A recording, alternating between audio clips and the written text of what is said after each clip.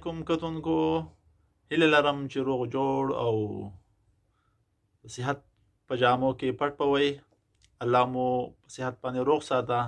نن مې ستاسو دپاره یو خصوصي ټاپک باندې، یو سپیشل ټاپک باندې، کوم ته چې هیر لاس وایي او د کوم د لاسه چې ډېر خلک په فکر کې وي چې زمونږ یخته خیجي، خاص کر هغه په لیډیز کې، زنانو کې او په میلز کې، دواړو کې. نو د دې دپاره مې نن دا ټاپک باندې تاسو دپاره په ډیټیل یو ریویو راوړې ده. پروګرام به راسره د اخره پورې ګورئ چې تاسو په هغه ټولو وجوهاتو باندې پوه شئ چې د کومې په وجه باندې یخته دا د وخت نه مخکې خیجي، هغه څه عوامل دي او موږ څه کولی شو چې زموږ د یخته غټ وي، د هغې جړې دې مضبوطې وي. نو د دې ټول په باره کې تاسو ته زه په ډیټیل سره وایم، خو د ټولو نه اول زه تاسو ته د دې واضحه کولو دپاره چې د یختو د مضبوطیا دپاره څه پکار دي او موږ څه کولی شو، زه تاسو ته یو دوه داسې نور بیماریانې هم ښیم د یختو چې کله تاسو هغې باندې پوه شئ نو تاسو ته به پته ولګي چې د یختو د ګروت تعلق، د دې د غټوالي تعلق او د دې د صحت تعلق د څه سره دی. یو بیماری ده چې هایپر ټرایکوسیس ورته وایي. هایپر ټرایکوسیس داسې بیماری ده چې په هغې باندې د انسان په وجود باندې په کم ځایونو باندې چې په عامو حالاتو کې یخته نه وي پکار، په هغه ځایونو باندې هم یخته راخیږي. دغې ته هایپر ټرایکوسیس وایي. دا هم یو هارمونل یا جینیټیکل امیون سیستم ریلیټډ یو بیماری ده. د دې نه علاوه په بعضې زنانو کې مونږ ګورو چې په هغوی کې یخته راخیږي، یعنې هغه د سړو په شانته وي، د ګیرې یخته یا د بریتو یخته. دغې ته هرسوټیزم وایي، یعنې کله چې په میل پیټرن باندې په زنانو کې یخته راخیږي دغې ته هرسوټیزم وایي. دا هم یو هارمونل پروبلم دی.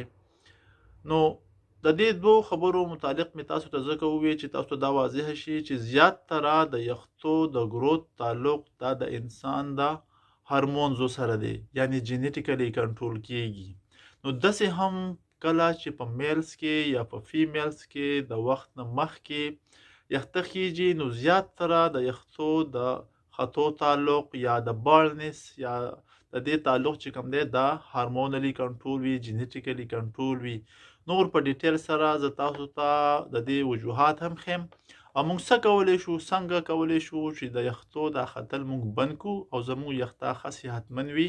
د دې لپاره موږ له څه استعمالول پکار دي، اسپیشلی د دوایانو متعلق موږ له څه دوایانې خوړل پکار دي که نه دي خوړل پکار، یا ستاسو چې کوم یو ډرمیټالوجیسټ وي، ستاسو چې کوم د یختو علاج کوي هغه کم داسې پروسیجر یوز کولی شي چې د هغې په ذریعه باندې ستاسو فرض که یخته وتې وي نو هغه دوباره راوخیږي. زه رحیم الله خان یم، کلینیکل فارماسیسټ. او که تاسو زما د چینل فارمیسي پریکټس نوي سبسکرایب کړی، لازمي سبسکرایب کړئ، خپل ملګرو سره شیر کړئ، لایک هم کړئ. انشاءالله تاسو ته یو ډیټیل ریویو کوم د دې په باره کې، د هیر لاس په باره کې.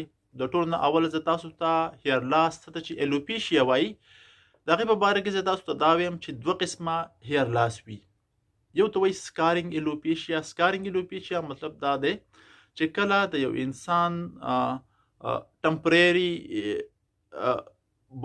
بالز چې کوم وي، که ټمپرري هیرز چې کوم وي، که فرض که په هغې باندې سکار جوړ شي، هغه سکار د امیون سیسټم د یو ریسپانس د وجې نه هم کیدی شي یا څه د انفلیمیشن د وجې نه هم کیدی شي. نو د هغه یختو راختل بیا ډیره مشکله شوي څو پورې چې په هغې باندې یو ایډوانس پروسیجر نه وي شوی، هیر ټرانسپلانټ پروسیجر پې نه وي شوی. نو د هغې خو بیا څه د دوباره د ریګروت څه دغه ډیر زیات کم وي. دویم هغه نن سکارینګ الوپیشیا ده، کم چې د هارمونز په وجه باندې زمونږ یخته وخیږي. نو هغه یخته یا دا داسې وي چې مطلب د پور نریشمنټ په لحاظ سره یخته وخیږي. نو دغه نن سکارینګ الوپیشیا د دې دپاره که فرض کا په وخت باندې مونږ خپل ډاکټر سره رجوع وکړو او مونږ په وخت باندې د دغې د ټریټمنټ شروع کړو، نو د ډېر حده پورې مونږ کولی شو چې دغه یخته ختل زمونږ بند شي. عام طور باندې که ډیلی ستاسو یخته تقریبا د لامبلو په دوران کې د سر انځلو په دوران کې اپ ټو 100 اپ ټو 150 که ستاسو یخته ولیږي نو دا نارملي دا څه بیماري نه ده، د ټولو خلکو ولیږي او همدغه عمره یخته دوباره راخیږي هم. او که فرض کا ستاسو یخته دغې نه سیوا ولیږي نو بیا تاسو له خامخا د خپلو یختو فکر پکار دی او د هغې دپاره د یو ماهر ډاکټر سره رابطه پکار ده. خو هغه وجوهات څه دي د کمې په وجه باندې چې د ډېرو خلکو یخته خیږي، پکار ده چې لاول موږ د هغه وجوهاتو نه هم خبر یو کم چې زموږ د یختو خطو سبب ګرځي. نو په د ټولو نه اهمه وجه چې کم ده د یختو خطو هغه دوه قسمه براډ دغه کې مونږ تقسیمولی شو. یو دا چې د یختو دغه ختلو یو وجه هغه زمون خوراک دی. که فرض کا زمون خوراک صحیح نه وي، بیلنس نه وي، په هغې کې چې کم زمون کیلوریز پکار دي ډیلی مونږ ته هغه پکې شامل نه وي، نو زمون یختو ته به هغومره خوراک نه میلاویږي. څنګه چې د یو بوټي دپاره د ځمکې نه د سرې ضرورت وي، دغسې د یختو کله فرض که چې دا زمون د سر د سکین نه خیږي، د ده دپاره هغه اسینشل ویټامن ضرورت دی چې په هغې کې مختلف ویټامنز شامل دي چې هغه موږ د خپل خوراک نه حاصلو. که فرض که زموږ خوراک بیلنس نه وي نو هغه زموږ یخته به کمزوري وي. دویمه خبره ده چې زموږ پالوشن څومره دی، د پالوشن ډېر غټ اثر وي زموږ په یختو باندې. د سیګرټ څکلو ډېر زیات اثر وي، که څوک سیګرټ څکي نو د هغه یخته به زیات خیږي. او د ټولو نه اهمه وجه هغه ټینشن ده، که څوک زیاتتر د ټینشن په وجه باندې هم د ډېر خلکو یخته خیږي. تاسو به لیدلی وي څومره چې د غټ غټو کپنو مالکان خلک وي د هغوی اکثر دا سرونه خالي ځکه وي چې هغوی ټینشنونه زیاتالي. او عام مزدورکار خلک یا که تاسو وګورئ په خپل چاپیرچل کې داسې خلک چې هغوی ټینشن نه الي د هغوی به یخته ښه برابر وي. نو د ټینشن یو اهم رول دی په یختو په خطو کې. د هغې وجه دا ده چې د ټینشن سره زمونږ دننه چې زمونږ ذهن یا په دماغو اثر پرېوځي او د هغې په ذریعه زمونږ په وجود کې پیدا کېدونکي مختلف هارمونز باندې هم د هغې په پیداوار باندې هم د هغې په پروډکشن باندې هم اثر پرېوځي چې د هغې په نتیجه کې زمونږ یخته هم زیات بیا خیږي. بله یو اهمه وجه هغه د یختو د خطو د هغه جینیټیکلي ده چې بعضې خاندانونو کې تاسو ګورئ چې هغوی کې مطلب یو وراثتي طور باندې د هغوی یخته زیات خیږي. اوس راځو هغه چې مونږ څه کولی شو چې مونږ د خپلو یختو خیال وساتو او که فرض کا زمونږ یخته خیږي د هغې دپاره مونږ څه داسې لایف سټایل ماډیفیکیشن وکړو چې هغې په ذریعه باندې زمونږ د یختو د ختل بند شي. د ټولو نه اهمه خبره چې کوم ده هغه دا ده چې کله چې مونږ خپل لایف سټایل ماډیفای کړو، زمونږ په روزمره ژوند کې کم از کم مونږ لږ اکسرسایز شروع کړو. د اکسرسایز سره به یو خو دا چې ټینشن به هم ختمیږي او دویمه خبره دا ده چې زمونږ د فکر د بدلیدو سره به زمونږ د وجود هغه هارمون هم داسې بیلنس وي چې د هغې به زموږ په یختو باندې یو اهم اثر وي. دویمه خبره دا ده زموږ د ډایټ ماډیفیکیشن چې موږ په روزمره خوراک کې مختلف قسمه یعنی په خپل خوراک کې د هغه ټولو اجزاو استعمال شروع کړو کم کې چې موږ ته هر قسمه ویټامنز میلاویږي، لکه کم از کم د پیو استعمال، د مستو استعمال، د ډرای فروټو استعمال، باقي د بادامو استعمال، د مئی استعمال او د دې نه علاوه د پروټینز استعمال شروع کړو، مختلف دالونه او آیرن د پاره مختلف گرین ویجیټیبلز چې دا مونږ په روزمره خوراک کې زمونږ څه ناڅه حصه د دې شامل وي چې زمونږ خوراک مونږ ته کم از کم بیلنس میلاویږي. او که څوک سیګرټ څکي نو کوشش دې کوي چې د سیګرټونو دې پرهیز کوي. د دې نه علاوه د بازار کې میلاوېدو ریډي میډ فوډز یا فاسټ فوډز یا داسې ډرینکس وغیره د هغې نه چې څونه حده پورې مونږ کولی شو چې ځان وساتو. نو دا لږ شان ماډیفیکیشن پکار وي. د دې نه علاوه که فرض کا ستاسو په یختو کې دا کاس کتل پکار وي چې آیا ستاسو په سکین کې خو څه بیماری خو نشته، ډینډرف خو پکې نشته، ځکه چې ډینډرف هم یو مین وجه ده د یختو د خطو. نو د ډینډرف لپاره مختلف قسمه شیمپوان میلاویږي، په هغې کې ډیوګونازول شیمپو به تاسو ته بازار کې میلاویږي. د هغې په ذریعه د یختو شیمپو کول چې تاسو چې کوم د یختو د بیمارۍ کوم کاز دی، سبب دی چې هغه ختم شي.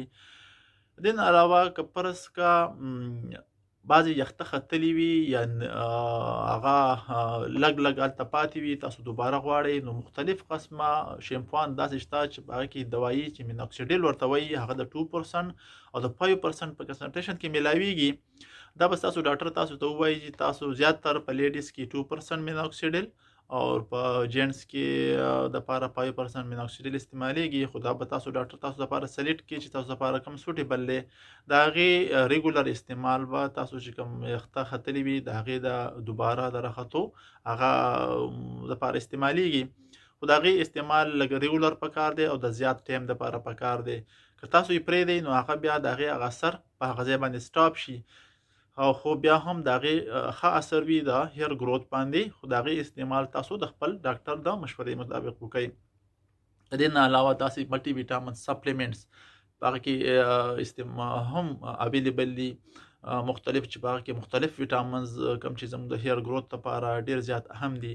هغه کې ویټامین ډي هم وي، ای هم وي، سیلینیم هم وي، زنک هم وي پکې شامل، او اومیګا 3 فیټي اسید. دا ټول یو کمپلیټ فارموله په شکل کې دا تاسو ته میلاویدی شي د بازار نه، چې په هغې روزانه تاسو یو کپسول روزانه خوړی شئ، او د هغې هم استعمال به تاسو کم از کم 3 میاشتې د خپل ډاکټر مشورې مطابق کوئ، چې څو پورې ستاسو هغه ډیفیشنسي ستاسو په وجود کې وي، نو هغه تاسو له خوراک پکار دي.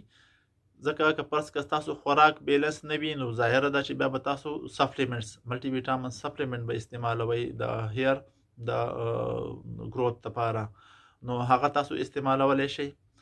او بله خبره دا ده چې د پلوشنز نه پکار ده چې فرض که موږ داسې انوایرمنټ کې کوو نو چې هلته ډسټ وي، دغه وي، نو چې د هغې نه موږ یخ خپل په حفاظت کې ساتو. د زیات نور کې چې ځو نو د نور نه هم که فرض که هیټ کې چې موږ په سر باندې سږدو. د دې نه علاوه د ټول نه اهم خبره زه تاسو ته دا کول غواړم د یختو په باره کې، چې کله تاسو لامبئ نو ډېر زیاتې په ګرمو اوبو باندې یخته ډېر زیات مه وینځئ، ځکه چې د دې مثال هم د یو قسمه پروټینز دی زموږ په یخته چې کوم جوړ شوي دي. نو که تاسو ډېر په ګرمو اوبو باندې اوس چې تاسو یخته سوځئ نو ستاسو یخته به بیا ډېر زیات وډېږي. نو کوشش کوئ چې خپل یخته په سړو اوبو باندې وینځئ، د هغې سره به ستاسو د یختو دا ګراوټ کم شي. که فرض کا تاسو ډاکټر تاسو دپاره مناسب ګڼي نو داسې پروسیجرز هم شته چې کوم یخته ستاسو د سر نه ختلې وي او هغه دوباره دپاره مختلف قسمه ایډوانس پروسیجر هم استعمالیږي نن سبا. یو ته PRP وایي چې په هغې کې پلازما ریچ تراپي په نوم یادیږي. په هغې کې ډاکټر داسې کوي چې ستاسو د وینې نه صحیح سا هغه لرې کړي او بیا د انجکشنو په ذریعه باندې ستاسو د سر په دغې سرمن کې وهي، او هغه یو قسمه ستاسو د یختو چې کوم یخونه دي کوم ته چې فالیکل وایي د هغې نه د یختو دوباره د راختو ده پروسس سټیمولیټ کوي او یو قسمه هغې ته خوراک ورکوي. نو هغه هم ستاسو ډاکټر به ستاسو دپاره هغه په مشوره باندې چې تاسو ډاکټر تاسو دپاره وغواړي چې تاسو دپاره دغه پروسیجر پکار دی نو هغه به کوئ. د دې نه علاوه داسې لیزرز هم نن سبا مارکیټ ته راغلي دي چې هغه لیزرز په ذریعه باندې هم زمون د یختو کوم چې سکارینګ په ذریعه باندې ختلې وي د هغې د دوباره ګروث کولی شو جرم کېدلی شي. هیله لرم چې دا ننني انفارمیشن به ستاسو دپاره د فایدې سبب وګرځي. د یو بل ویډیو سره به انشاءالله بیا ستاسو په خدمت کې حاضرېږم. ټولو مینهوالو ته چې د اوسه پورې زما د چینل فارمیسي پریکټس نه وي سبسکرایب کړی نو سبسکرایب یې کړئ، لایک کړئ، خپلو ملګرو سره یې شیر کړئ او خپل کمنټس ما ته لازم لیکئ. انشاءالله د بل ویډیو پورې مو په لوی الله سپارم. هغه وخت